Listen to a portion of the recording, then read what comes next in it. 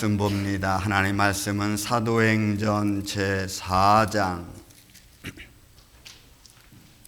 13절에서 22절에 이르는 말씀, 우리 말씀을 교독하겠습니다.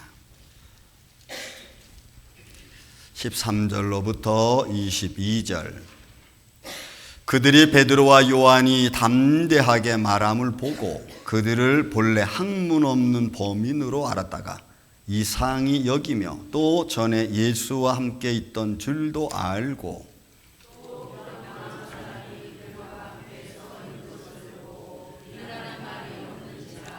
명하여 공회에서 나가라 하고 서로 의논하여 이르되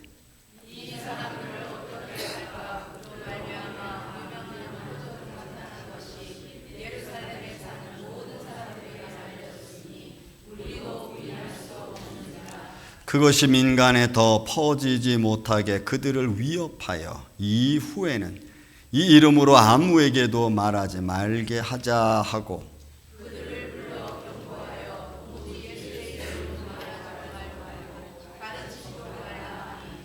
베드로와 요한이 대답하여 이르되 하나님 앞에서 너희의 말을 듣는 것이 하나님의 말씀을 듣는 것보다 옳은가 판단하라.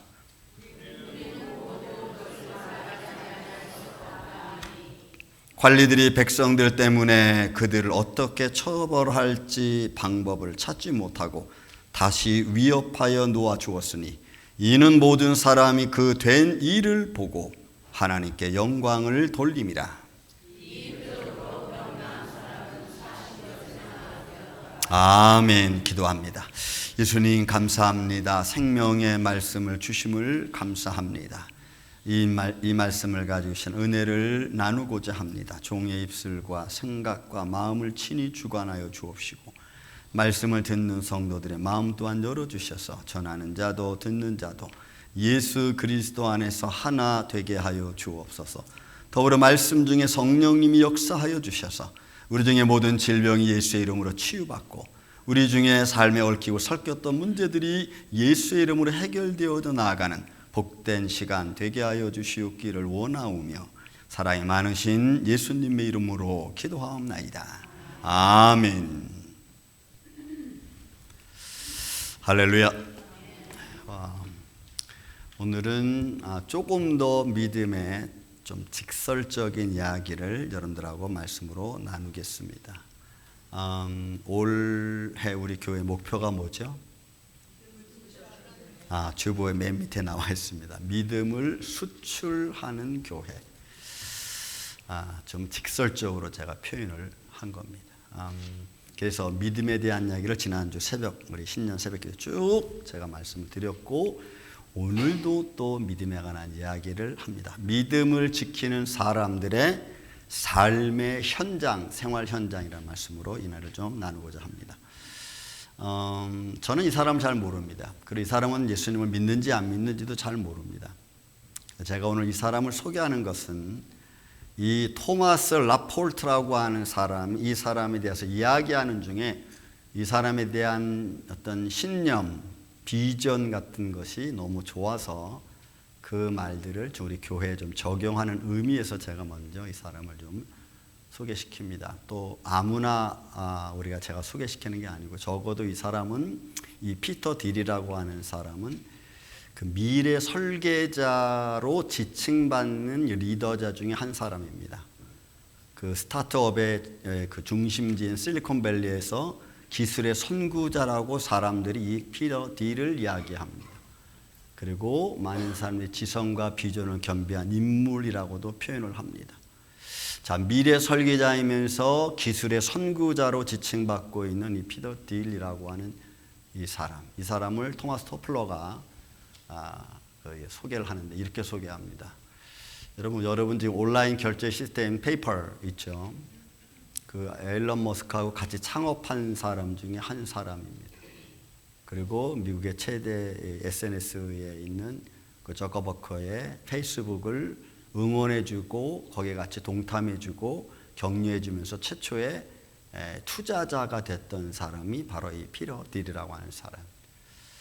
또 그들의 어떤 분석력은 너무 뛰어나서 CIA하고 정부의 FBI의 빅데이터 분석을 해줄 수 있는 이런 그 발렌티어로 공동 창업을 한 사람이 피터 딜입니다. 그러니까 이런 사회에 좀 이런 그 CEO 같은 사람들의 말은 우리가 좀 듣고 우리 삶에 어떻게 적용할 건가를 좀 보는 것이 저는 좋다고 봅니다. 물론 이분은 아무튼 처음 말씀드렸듯이 예수님 믿는 사람인지 안 믿는지 잘 몰라요. 그러나 그의 비전이 정말 마음에 듭니다. 이 토마스 라플러가 이 피터 딜을 소개하면서 동시에 또 하나는 이 모바일 통신 분야에서의 선구자라고도 이야기를 하고 있습니다. 정치에는 별로 관심은 없지만 자유지상주의를 추구하는 사람 중에 하나입니다.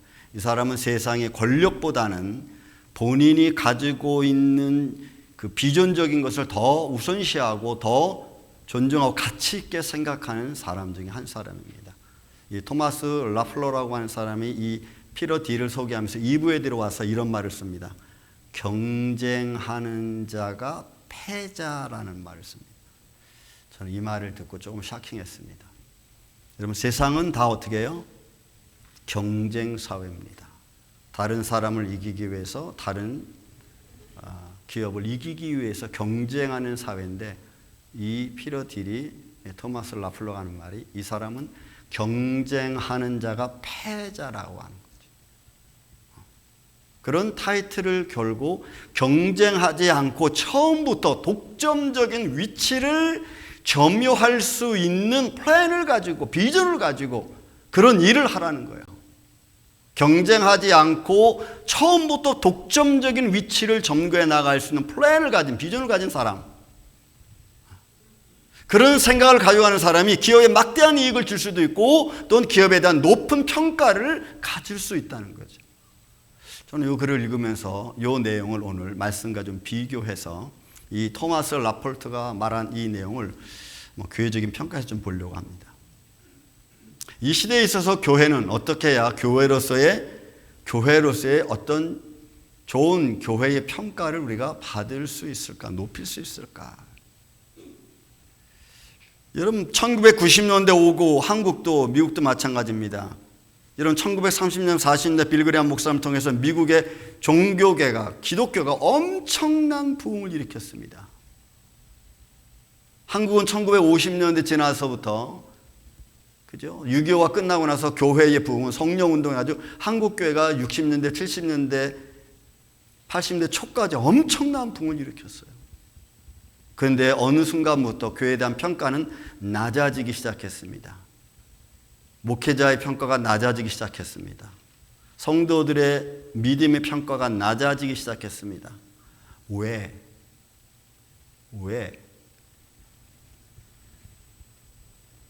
우리 그걸 좀 봐야 돼요. 오늘날 수많은 교회가 어떤 성경적, 영적, 성경에서 말하는 영적 영성을 잃어버렸어. 다 잃어버렸어. 아니, 다 잃어버린 건 아니겠지만 거반 잃어버렸어. 그래서 교회의 영성이 떨어지고 성도들의 믿음의 영성이 떨어져 버리고 말았어요. 그리고는 보이지 않는 경쟁 구도 속으로 다 들어갔습니다. 교회는 교회대로 경쟁 구도 속에 보이지 않는 경쟁을 하는 겁니다. 여러분, 목회자들도 똑같아요. 성도들도 큰 교회 다니면 자신 있어 하는데 작은 교회 다니면 말도 못해. 어디 가서. 왜? 뭐가 다르다고? 이런 경쟁의 구조 속에서 성공주의, 성장주의로 변해버렸죠. 이런 변해버린 오늘날의 교회 안에서 정말로 교회가 교회의 영성을 다시 되찾고 믿음의 영성을 되찾을 수 있는, 그런 높일 수 있는 거라면 그건 당연히 그 길로 가야 되죠. 그러려면 성도와 교회는 다시 성경적 교회로 돌아가야 됩니다. 솔라 피데, 솔라 스크립처. 오직 말씀으로 가야 돼요. 오직 믿음으로 가지 않으면 여러분 불가능합니다. 그래서 교회는 말씀 중심, 교회 중심, 코이노니아 중심이어야 되는 겁니다. 성령 중심으로 가야 돼요. 그렇게 돌아가는 길이 오늘날 교회가 스스로 다른 교회와 달리, 다른 교회와 경쟁하지 않고 우리 교회의 독점적인 위치를 차지할 수 있어요. 그거는 꼭 그렇게 차지하려고 하는 게 아니라 그 믿음의 길을 걸어가면 자연스럽게 교회는 교회로서의 위치를 할 수 있다는 이야기입니다. 근데 우리는 믿음을 경쟁하고 헌신을 경쟁하고 사랑을 경쟁합니다. 이런 성경적 교회로 돌아가려면 첫 번째는 우리가 뭐 있어야 되면 살아계신 하나님을 분명하게 믿어야 돼요. 살아계신 하나님 앞에 무릎 꿇고 내가 고개 숙여 하나님을 찬양하며 예배하는 기본적인 마음이 딱 갖춰져야 됩니다. 그 안에서 교회가 나아가야 될 방향을 정하고, 그리고 그 안에서 내가 믿음 생활을 견고하게 세워가는 것이 교회가 해야 될 일이고 믿음의 성도들이 해야 될 일입니다. 근데 왜 우리는 그게 안 되죠? 역으로 말하면 살아계신 하나님에 대한 두려움을 내가 모르기 때문에 그래. 직접적으로 내가 깨닫지 못하기 때문에 그 살아계신 하나님의 사랑과 그 하나님에 대한 마음이 별로 무섭지 않은 거예요. 저는 여러분들이 믿는 믿음 안에서 성령의 거룩한 역사가 매일 일어나기를 전 주의 이름으로 축원을 드립니다. 여러분들은 성령의 역사를 어떻게 느끼십니까? 제가 잠시 후에 말씀을 드리겠습니다. 매일매일 성령의 역사를 체험한 하나님의 사람, 그러려면 그 사람들의 마음속에 기본적으로 믿음을 지키려고 하는 내 삶이 있어야 돼요. 그 생활이 있어야 돼요. 그래서 그 믿음 안에는, 그 믿음을 지키려고 하는 그 믿음 안에는 담대함을 가져야 됩니다. 담대함. 이 담대함이 어떤 건가 좀 본문을 통해서 보시기 바랍니다. 베드로와 요한은 그 생활 배경이 갈릴리 어부 출신입니다. 갈릴리라고 하는 성경적 지명이 등장할 때는 가난과, 죄송하지만 무식과 배우지 못한 선한 사람이 나지 않는 그런 지역이라고 우리가 생각하면 됩니다. 갈릴리라고 하는 지역을 말할 때, 그러니까 배우지 못한 사람들을, 율법을 모르는 사람들, 그런 사람들이 사는 곳 갈릴리입니다. 그래서 사내들은 공회에서는 그들이 본문에 있는 말씀 그대로 본래 학문 없는 범인으로 알았다 깜짝 놀랐어. 본래 학문 없는 범인으로 알았습니다. 이런 출신 배경이 무시당하는 거예요. 여러분들의 출신 배경은 어디입니까? 저는 충청북도 중원군 서태면 야동리 앙골. 제 어린 시절은 등잔부터 시작했습니다. 아침에 할아버지 말을 듣고 마당을 쓸고 밭에 보면 저 신장로에서 버스가 먼지를 일으키면서 달리는 것을 바라보며 자라났어. 그런 사람이 미국 와서 이거 얼마나 출세한 거예요. 개천에서 용난 거예요. 근데 갈릴리 지역은 사람들이 무시했어요. 사내들은 공회에 율법학자들이 바리새인들이 무시했습니다. 네가 뭘 알아 이런 거죠. 네가 뭘 알아. 그러니까 논리적으로 이들을 표현한다면 당시 갈릴리 어부 사람들은 율법에 근거한 구원과 율법에 근거한 메시아에 대해서 어떤 믿음과 지식이 없어요. 그런 율법적 근거 안에서 그런 것들을 선포할 만한, 남에게 전할 만한 지식이 없는 사람들이었어요. 그런 없는 사람들이 너무 담대하게 이야기하는 거예요. 깜짝 놀라는 거예요. 이 담대하면 이 팔레시아라고 하는 이 단어가 이게 개방하는 거야. 그러니까 자기 확신을 아주 자신 있게 자신을 어필할 수 있는 그런 말이 이래 팔레시아, 담대함이라는 겁니다. 그러니까 베드로와 요한이, 여러분 사내들은 공회 석상에서, 공회 앞에서, 공회원들 앞에서 메시아에 대하여 너무나 솔직하고 담대하게 율법적으로 여러분 자유롭게 얘기하는 거예요. 거기에 깜짝 놀란 거야. 어떻게 저렇게 자신 있게 얘기하지? 어떻게 저렇게 체계적으로 얘기하지?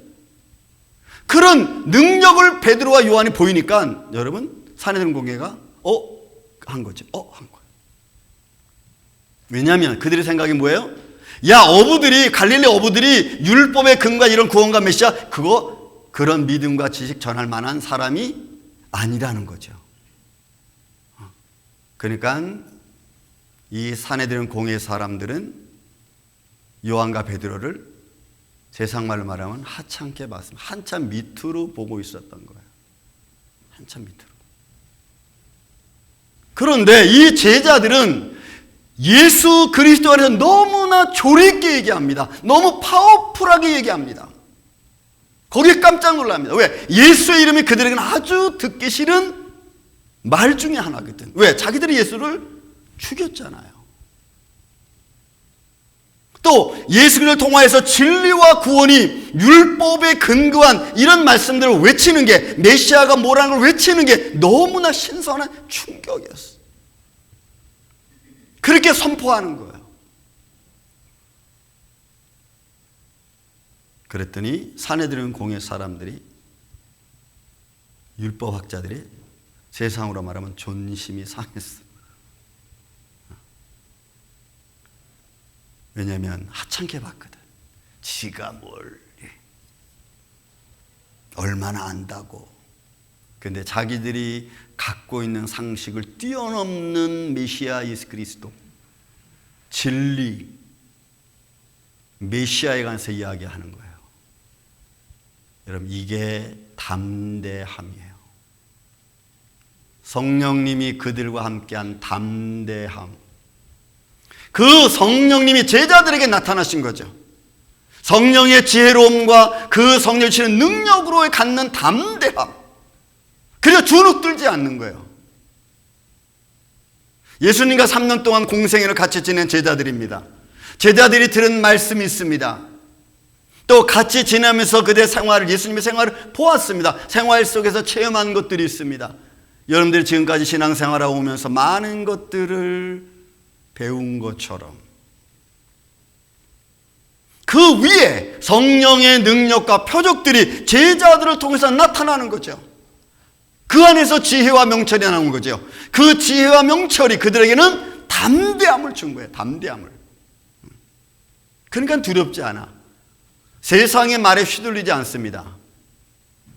이게 베드로와 요한 제자들의 삶의 생활 현장이에요. 요한복음 14장 20절에 말씀합니다. 보혜사 곧 아버지께서 내 이름으로 보내실 성령, 그가 너희에게 와서 모든 것을 가르치고. 성령님이 가르치는 거예요. 이런 골로새 3장 15절 16절에 보면은 너희 안에 그리스도의 말씀으로 풍성히 거하게 하라. 내 안에 말씀이 풍성히 거한 그 말씀에서 성령님이 역사하는 거예요. 그걸 가르치는 거예요. 그리고 그 말씀이 어디서든지 생각나게 하는 거예요. 그러니까 생각나게 하시는 그 말씀의 능력이 상대방으로 하여금, 죄송하지만 주눅들게 만드는. 산헤드린 공회가 주눅들었습니다. 반대로. 그죠? 그 말씀이에요. 생각나게 하리라. 그런 믿음의 담대함이 여러분 필요하죠. 이게 베드로와 요한이 가졌던, 갈릴리 출신의 어부인 베드로와 요한이 가졌던 성령이 주시는 담대함. 그 다음에 베드로와 요한은 권력의 위협 속에 굴하지 않았습니다. 그들이 무섭지 않은 겁니다. 여러분, 본문에 있는 말씀 15절에 말하여 공회에서 나가라. 그러니까 너희 나가 이런 거죠. 무시하는 말투, 무시하는 행동. 그들이 제자들에게 행동하는 모습들입니다. 그들을 위협합니다. 이 위협이라는 단어가 가지고 있는 게 있어요. 권력의 힘을 가지고 쓰는 말입니다. 너희들 하지 마라. 경고라는 말도 마찬가지입니다. 이 팔랑겔로라고 하는 이 단어가 가진 것이 법의 심 아래에 있는 위치. 만약에 너 한 번만 더 그러면 너는 뭐 감옥에 넣겠어, 아니면 무슨 벌을 주겠어, 이런 거죠. 이런 사내들인 공회의 앞에서 하는 베드로와 요한의 말을 들은 사내들인 공회 사람들이, 율법사들이 베드로와 요한에게 야단을 치는 거예요. 위협하는 겁니다. 그런데 베드로와 요한은 주눅들지 않아. 왜요? 그들의 삶의 근원이 이 땅에서가 아니라 하나님의 나라에 이미 가 있기 때문에 주눅들지 않아. 주님이 주시는, 성령님이 주시는 힘의 능력과 지혜로 오히려 권력의 힘을, 그 위협을 오히려 이겨나가는 거죠. 느끼지 못하는 거예요. 권력의 힘이 뭐 크고 작고 그런 느끼지 못하는 거예요. 성령의 능력이 내 마음을 사로잡고 있으니까 그런 말에 위협당하지 않는 거예요. 저는 이런 믿음의 모습이 필요하다고 생각합니다. 적어도 믿음의 사람이라면. 이렇게 요한과 베드로가 나가니까 반대로 베드로가 요한이 주눅든 게 아니고 사내들인 공회 사람들이 오히려 겁먹었어. 오히려 두려워하는 거, 오히려 염려합니다. 뭘 염려합니까? 야단을 쳤지만 그 베드로와 요한을 통해서 병 나은 사람이 옆에 있어요. 증거가 있어. 그러니 너희가 정말 그런 표적을 행했어 라고 말하지 못합니다. 왜? 증거가 옆에 있잖아. 너희가 하는 게 정말이야 말하고 할 수도 없어. 왜? 증거가 옆에 있잖아. 그뿐만 아닙니다. 본문에 있는 말씀 16절에 보니까 어떻게 해요? 그 표적으로 예루살렘에 있는 모든 사람들이 알게 됐어요. 그들로 말미암아 표적이 나타난 것이 예루살렘에 사는 모든 사람들에게 알려졌습니다. 다 예루살렘에 퍼졌어요. 그리고 거기에는 믿지 않는 사람들도 포함된 거죠. 본인들이 스스로 이야기합니다. 우리도 부정할 수 없다는 거예요. 부인할 수 없어요. 그러니 뭘 어떻게 하려고 해도 하지 못해. 왜? 베드로와 요한이 그들이 행동하고 선포한 일에 관하여 분명한 증거가 있고 그들의 담대함을 사내들은 공회 사람들이 이기지 못해. 세상 사람들이 이기지 못하는 거예요. 다만 또 하나의 위협을 가합니다. 예수의 이름으로 하지 말라는 거예요. 예수의 이름으로. 금방 말씀드렸지만 그들은 예수의 이름을 제일 싫어했습니다. 왜냐하면 예수를 죽인 사람들이 본인이지. 바리새인들이잖아. 그런데 자기들이 죄인이라고 죽인 그 예수의 이름으로 고쳐졌다는 겁니다. 예수의 이름이 진리라는 겁니다. 그가 생명이라는 거예요. 그렇게 전하는 요한과 베드로와 요한에 대해서 제지할 방법이 없어. 그러니 본인들이 오히려 더 두려워하는 거예요. 여러분들의 믿음의 담대함을 보고 믿지 않는 사람들이 저분은 되게 믿음이 좋은 사람이야. 그냥 함부로 말하지 마. 라고 누군가 여러분들에게 이야기하는 분 있습니까? 아니, 들은 적 있으십니까?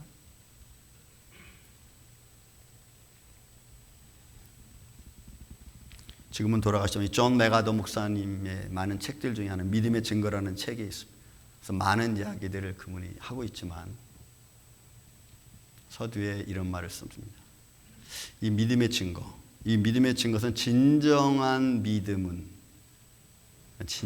믿음이라는 것은 내가 믿는 믿음의 대상에 대해서 전적으로 신뢰하는 거라는 거예요. 전적으로 신뢰하는 거예요. 그러면 내가 믿는 믿음에 대해서 전적으로 신뢰하는 그 신뢰하는 내 모습 때문에 상대방이 두려워한다는 거예요. 여러분들의 믿음은 어떠십니까? 내가 하나님을 너무 열심히 믿고 그 믿음의 역사를 따라 살아간 그 사람의 믿음 때문에 오히려 그렇지 않은 사람들이 두려움을 갖는다는 거예요. 우리의 믿음의 삶은 다른 사람들에게 위협까지는 아니더라도 그 사람이 기도하면은 그분이 삶을 보면 괜찮아, 믿을만해 라고 인정까지 우리가 받을 수 있을까요?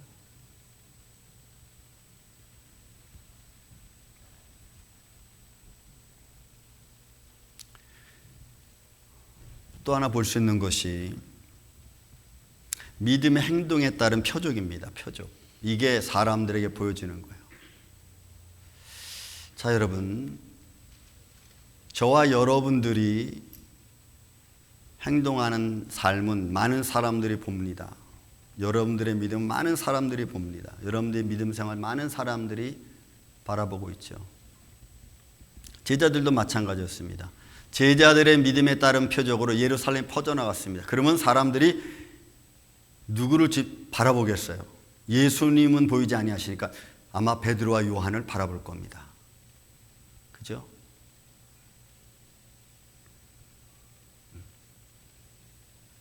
그 사람의 믿음적인 생활 때문에, 믿음적인 행위 때문에 일어난 기적과 표적은 두 번째입니다.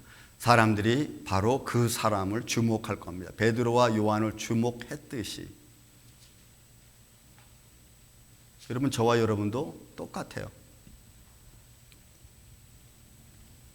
그러니까 이게 두려운 거죠. 사내들은 공회에서 입장해보면 이게 두려운 거예요. 그래서 민간에 퍼지지 못하도록 그거를 막아. 그렇지만 제자들을 통해서 민간에게 다 퍼져나갔어. 그래서 어찌할 방법을 찾지 못해. 우리가 관리들이 백성들 때문에 21절 관리들이 백성들 때문에 그들을 어떻게 처벌할지 방법을 찾지 못할 정도로.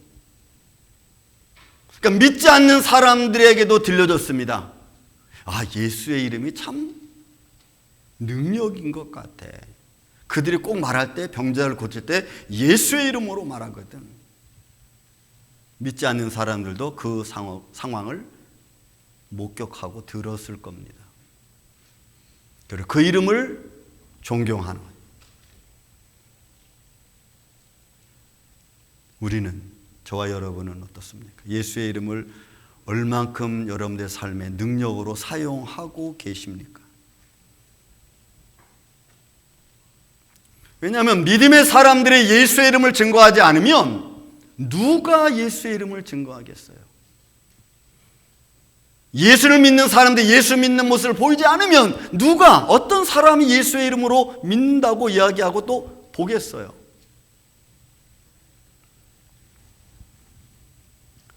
제자들의 믿음이 행동이 더 강해지기 시작합니다. 그 이유는 제자들의 믿음의 견고함이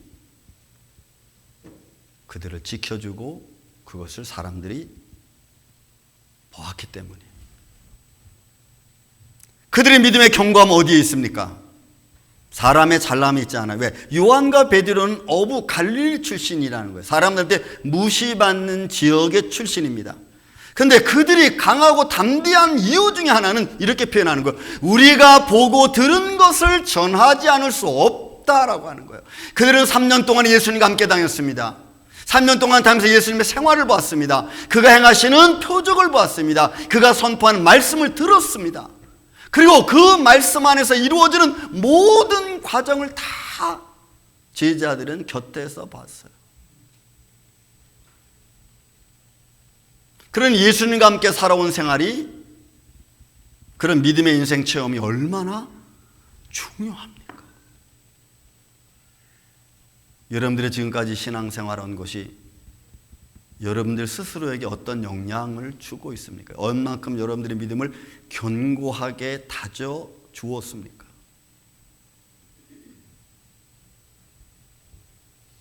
그 과정 속에서 예수님과 내가 어떻게 행동을 하고 있나, 어떻게 행동했나.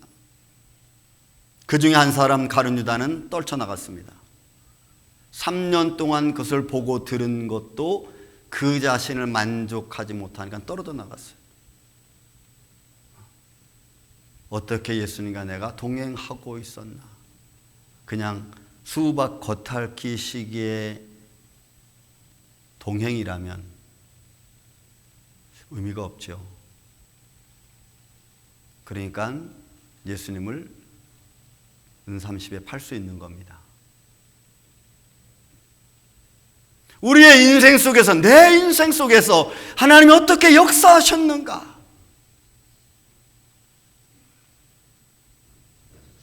여러분, 한번 곰곰이 생각할 필요성이 있어요. 내가 살아계신 예수를 믿는 사람이라면 적어도 예수님이 내 안에 들어오셔, 내 시간 속에 들어와서 어떻게 나를 통해 역사하시고 계시는가? 저는 그 정도 확신은 좀 가져야 되지 않겠어요? 그 정도 좀 중심적인 것.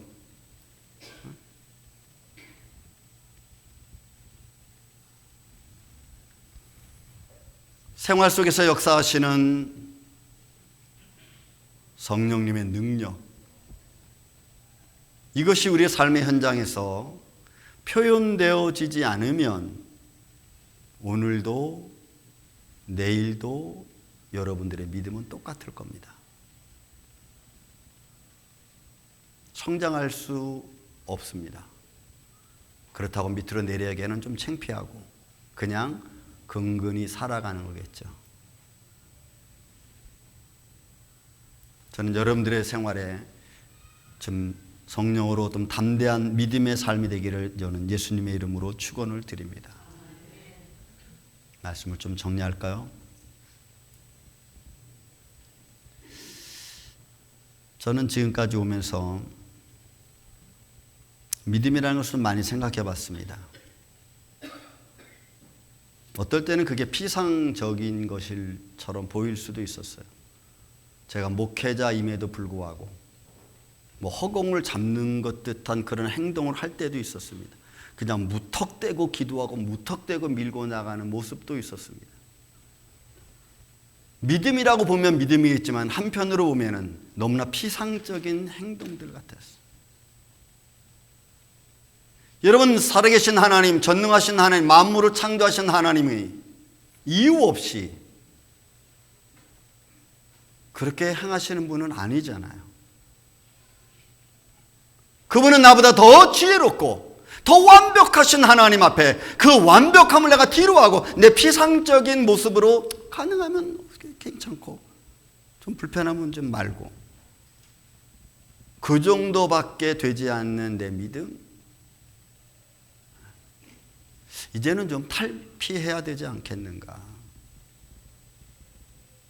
믿음의 사람이라면, 예수님을 믿는 사람이라면, 그리고 우리는 공공장소에서 많은 사람들이 나를 믿음의 사람으로 봅니다. 근데 다른 사람이 알고 있는 믿음의 사람이라는 내가 믿음의 모습을 보이지 못하는 거예요. 믿음의 행동들을 보이지 않는 거예요. 사람들을 놀래키는 거죠. 사람 깜짝 놀라. 저 사람이 저 왜 저러지? 많은 사람들이 나를 볼 때 믿음의 사람으로 보고 직분자로 보는데 덕을 끼치지 못하는 거예요. 이게 뭐지? 믿음의 덕이 없어. 믿음의 덕을 떨어뜨려. 그런 말과 행동들 우리는 좀 절제해야 되지 않을까.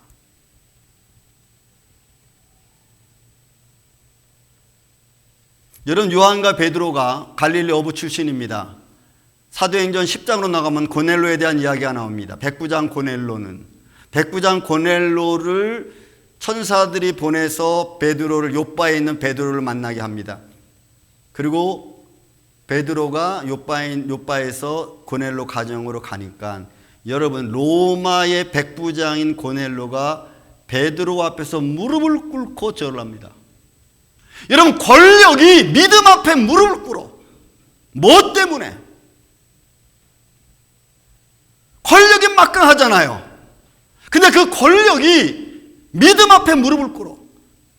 베드로가 나도 성정이 너와 같은 사람이다. 우리의 믿음의 사람들이 어떻게 보여져야 되는지, 2026년도 우리 임마누엘 장로교 이 아침 저와 여러분이 어떤 삶을 살아가야 되는지, 세상 앞에 내 믿음이 하찮게 날아가는 게 아니고 세상을 주도해 갈 수 있는 적어도 그런 믿음이어야 되지 않을까. 여러분, 시대는 점점 어려워집니다. 복잡해집니다. 이런 시대 속에서 과연 우리는 어떤 믿음의 모습을 보일 건가? 사랑하는 이 아침의 성도 여러분, 우리는 베드로와 요한보다도 못할 수 있습니다. 우리의 배경이 다 따지고 들어가면 잘나는 게 뭐 있습니까? 저도 따질 것도 없고 여러분 저나 배경은, 그러나 그 배경이 내 믿음을 밀어내는 게 아니고 오히려 내 믿음이 내 육신적인 걸 밀어내서 더 견고하게 세워져서 그 믿음의 아름다움의 빛을 발할 수 있는 하나님의 사람들, 이 아침 저와 여러분이 되시기를 전 주님의 이름으로 축원을 드립니다. 세상에 주눅들지 않고 권력에 주눅들지 않고 상황에 주눅들지 않고 그 위치에 서서 예수 그리스도를 선포할 수 있는 하나님의 사람, 이 아침 저와 여러분 되시기를 다시 한번 예수님의 이름으로 축원을 드립니다. 사랑과 은혜가 많으신 아버지 하나님 감사합니다. 오늘 이 하루도 우리가 살아계신 주님 앞에 예배하며 그 앞에 나아갑니다. 우리의 육신적 배경이 아니고 나를 불러주신 주님 앞에 온전히 지혜롭게 설 수 있도록 역사하여 주시옵소서. 예수님의 이름으로 기도하옵나이다. 아멘.